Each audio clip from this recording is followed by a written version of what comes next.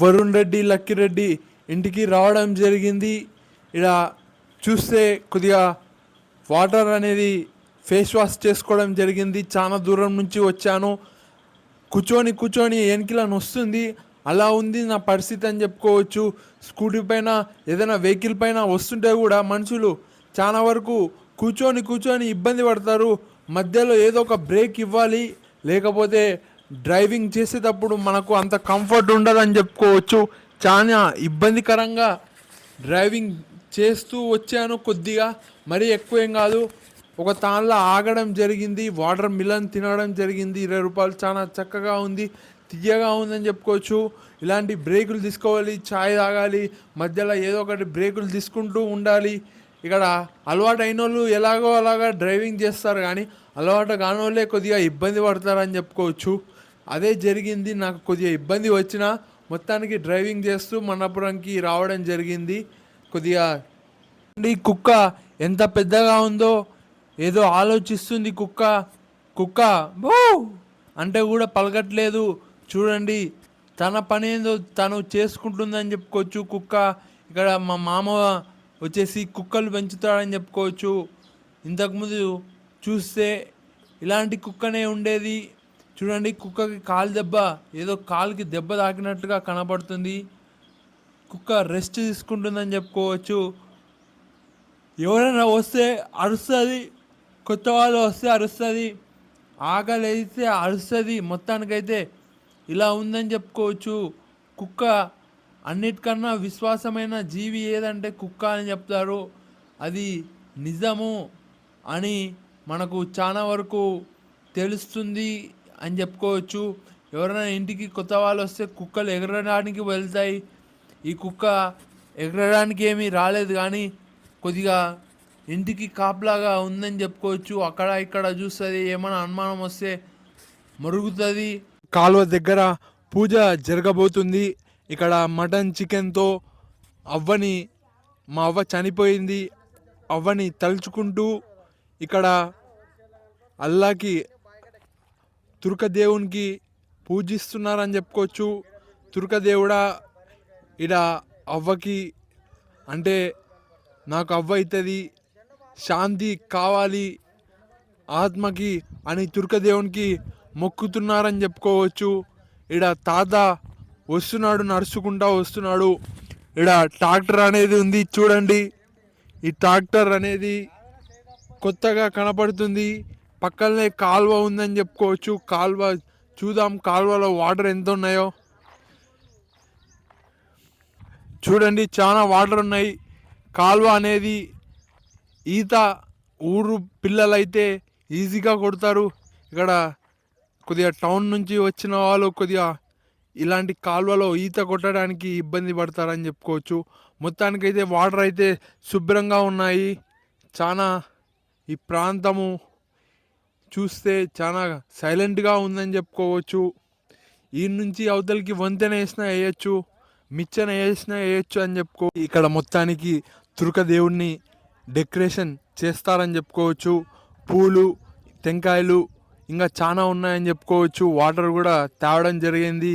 ఇక్కడ నాగేశ్ తాత ఇక్కడైతే పెయింటింగ్ వేయడం జరిగింది సున్నంతో.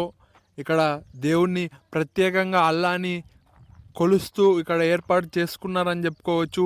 చూడండి, ఇక్కడ దేవుళ్ళవి కనపడట్లేదు విగ్రహాలు. స్పెషల్గా తుర్కదేవుణ్ణి ఏర్పాటు చేశారని చెప్పుకోవచ్చు. ఇటు సైడు హిందువులైనా తుర్కదేవునికి పెద్దపీట వేస్తూ ఇక్కడ మొక్కుతున్నారని చెప్పుకోవచ్చు. ఇక్కడ చాలా వరకు డెకరేషన్ చూడండి ఎలా చేస్తున్నారో. ఇక్కడ గ్రీన్ కలర్ మరియు రెడ్ కలర్ ఉంది అని చెప్పుకోవచ్చు. ఇక్కడ చూస్తే ఆడవాళ్ళు అందరు కలిసి మాట్లాడుతున్నారు, పిల్లలందరూ వాళ్ళు లైన్ కట్టారు. మొత్తానికి ఇలా ఉంది ప్రదేశం. ఇక్కడ ఏదో అంటించినట్టుగా కూడా కనపడుతుంది, ఏదో శాంతి లాంటి యజ్ఞం చేసినట్టుగా కనపడుతుంది అని చెప్పుకోవచ్చు. అన్ని వసతులు ఇక్కడ ఉన్నాయి. ఇక్కడ వాటర్ చాలా దగ్గరనే ఉన్నాయని చెప్పుకోవచ్చు. ఎటు నుంచి వెళ్ళాలనో తెలియట్లేదు. మధ్యలోకి ఒకసారి అలా వెళ్ళి వద్దాం, తిరిగి వద్దాం వరి చేనులో అన్నం ఎలా పండబోతుంది అని దాని గురించి ఆలోచిస్తే ఇక్కడ వెళ్ళడానికి ఎలాంటి దారి లేదు. చూడండి, ఎటు నుంచి వెళ్ళాలో తెలియదు. మధ్యలోకి వెళ్ళాలి, అవతలేకి వెళ్ళాలి, ఆ లాస్ట్లోకి వెళ్ళాలి. ఇక్కడ వరి చేను అనేది అన్నము తినడానికి ప్రజలకు, ముఖ్యంగా తమిళనాడు సైడ్ చూస్తే సాంబా అన్నం అని అంటారు. అక్కడ అన్నం అంతా తర్వాత మన తెలుగు రాష్ట్రాలే అని చెప్పుకోవచ్చు. మన తెలుగు రాష్ట్రాల్లో ఏమైందంటే రొట్టెలు అనేటివి వచ్చినాయి. ఇక్కడ తమిళనాడులో ఎలా ఉందో తెలియదు కానీ సాంబార్ అన్నం అని అక్కడ చాలా ఫేమస్ అని చెప్పుకోవచ్చు. ఇక్కడ అన్నము పెరుగు తింటే కడుపు నిండుతుంది అని చెప్పుకోవచ్చు.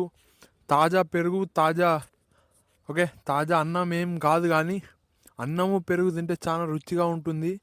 ఇప్పుడైతే దారి లేదు, ఎటు వెళ్ళాలనో ఒకసారి వెళ్ళి వద్దాము వరి చేనులోకి అంటే కొద్దిగా ఇబ్బందికరంగా ఉంది, వెళ్ళానిక రావట్లేదు అని చెప్పుకోవచ్చు. కూరనో అన్నమో రెడీ అవుతుందని చెప్పుకోవచ్చు. ఇక్కడ చాలా దూరం నుంచి తినడానికి వచ్చారని చెప్పుకోవచ్చు.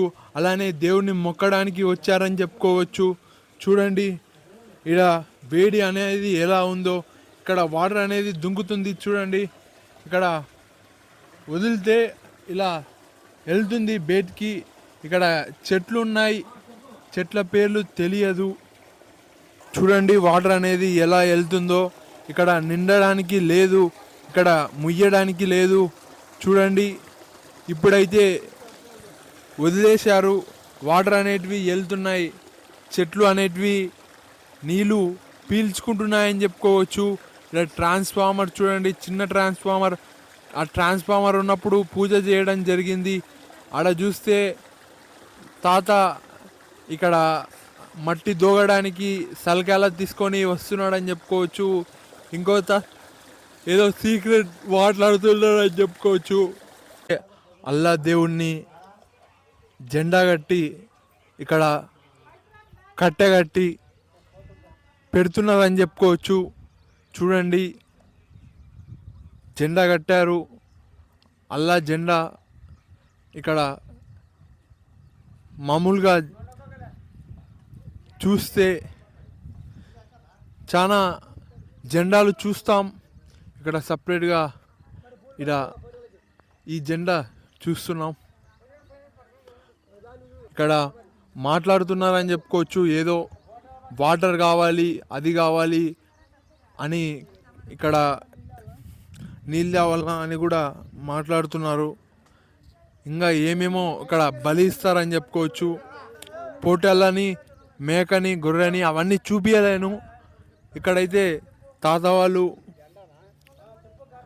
ఇలా చిన్న చిన్న కుచ్చుకుంటున్నాయి.